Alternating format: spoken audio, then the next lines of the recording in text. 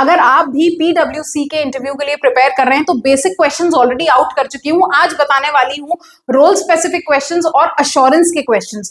तो सबसे पहला ये बता दूं कि अगर आप ऐसे व्यक्ति हैं जो रोल स्पेसिफिक क्वेश्चंस के लिए जाना चाहते हैं कि रोल स्पेसिफिक क्वेश्चंस क्या होते हैं, कैसे होते हैं, तो भाई अगर आप किसी भी रोल के लिए अप्लाई कर रहे हैं इस तरीके के सवाल आपसे जरूर पूछे जाएंगे। तो without wasting time let me take you to the questions. सबसे पहला कंसल्टिंग रोल अगर है आपका, जो स्पेशली जो बहुत ज्यादा पीडब्ल्यूसी में पूछा ही जाता है, तो उसमें क्या क्वेश्चंस आते हैं? What are your consulting experience, यानी आपके एक्स कंसल्टिंग एक्सपीरियंस कैसे थे, क्या रहे आपके कंसल्टिंग एक्सपीरियंस, ये आपको बताना है। Next is what problem solving skills do you possess, आपके अंदर कैसी प्रॉब्लम सॉल्विंग स्किल्स है। प्रॉब्लम सॉल्विंग स्किल्स तो बताना ही है, पर साथ ही साथ ये भी बताना है कि आप उन प्रॉब्लम्स को सॉल्व कैसे करते हैं। आपको ऐसा एग्जाम्पल देना है कि आपने कब ऐसी प्रॉब्लम को सॉल्व किया है।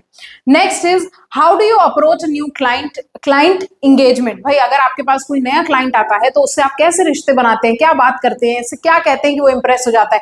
तो यहाँ पर आप बताएंगे कि आप सिर्फ प्रोफेशनल रिश्ते नहीं बनाते, आप पर्सनल उनसे रिश्ते भी बनाते हैं, आप उनसे बात करते हैं, उनकी प्रॉब्लम को समझते हैं, क्लाइंट की नीड्स को समझते हैं, उसके बाद जो है आप यहाँ पर अप्रोच करते हैं और उस क्वेश्चन को उसके आंसर करने की कोशिश करते हैं।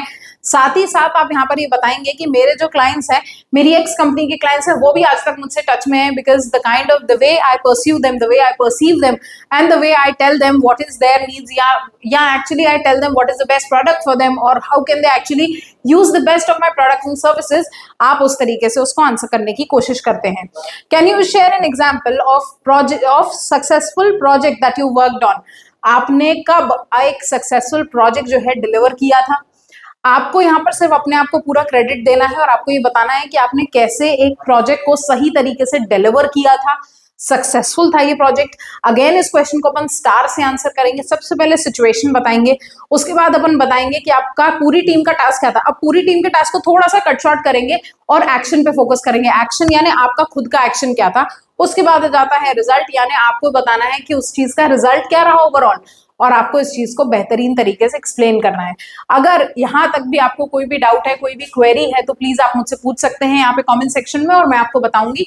Let's move to another section जहां पर हम अश्योरेंस रिलेटेड क्वेश्चंस बात करने वाले हैं कि अगर आप एक ऐसे व्यक्ति हैं जिसको अश्योरेंस में इंटरव्यू देना है तो आप किस तरीके से आपसे क्वेश्चंस पूछे जाएंगे।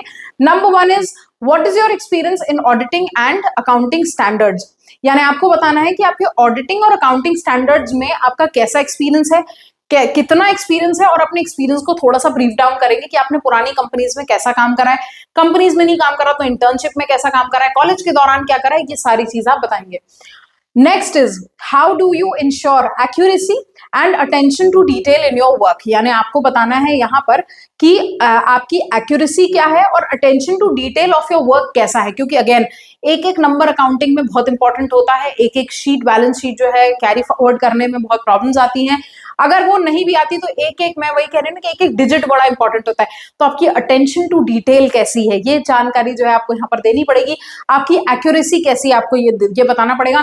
तो अगेन इस क्वेश्चन को जो है आप एक एग्जाम्पल से एक्सप्लेन कर सकते हैं कि मेरी पुरानी कंपनी में ऐसा था और मैंने ऐसा किया, या मेरी अटेंशन टू डिटेल हमेशा से ऐसी है कि मेरे फादर जो है कई बार पैसे लेकर आते थे और वो गिनते थे और फिर वो गड़बड़ गिनते थे और मैं उन्हें सही तरीके से गिनता था।